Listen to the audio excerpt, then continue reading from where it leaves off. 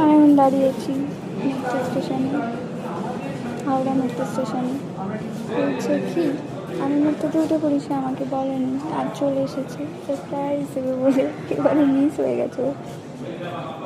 আমি মেট্রোতে উঠে পড়েছি, তখন আমি শুনতে পাচ্ছি স্টার্ট হয়ে গেছে, ছেড়ে দিয়েছে, তখন শুনতে পাচ্ছি ও মেট্রো স্টেশনে আছে।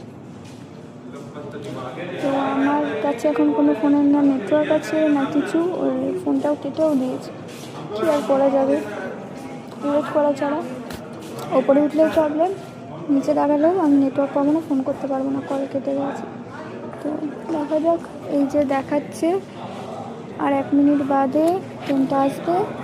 তো আর একটা ট্রেন ওদিক থেকে যাওয়া যেত, কিন্তু একদম সঙ্গে সঙ্গে আবার গন্ডগোল হয়ে যেত। তো তাই জন্য কোনো উপায় নেই দাঁড়িয়ে থাকা ছাড়া। দেখা যাক কী হয় আজকে। সারা মেট্রো স্টেশন ফাঁকা।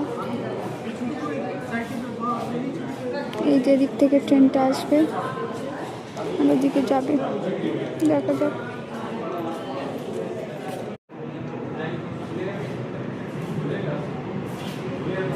এই যে একটা মেট্রো আসছে, আশা করি এটাতেই থাকার কথা, জানি না।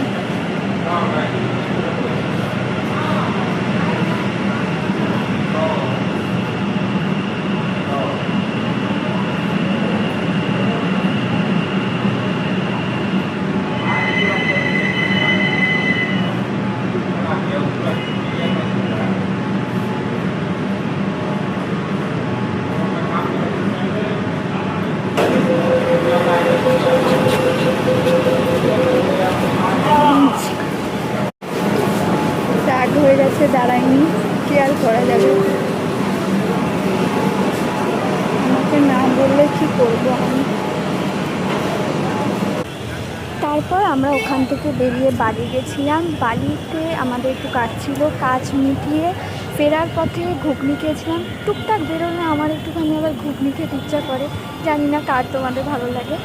আর তারপর খেয়ে দিয়ে এই জায়গায় দাঁড়িয়ে বাড়ির ভিউটা ভীষণ ভালো লাগছিলো, চারিদিকটা। তাই জন্য আর প্লাস এই গাছগুলো আছে বলে খুব হাওয়াও দিচ্ছিলো, যেটা খুব ভালো লাগছিলো। তাই এখানে দাঁড়িয়েছিলাম। তারপর ট্রেন আসার পরে আমি আমার ট্রেনে উঠে যাই গন্তব্যে যাওয়ার জন্য, আর ওর বাসে চলে যায়। ব্লগ দেখে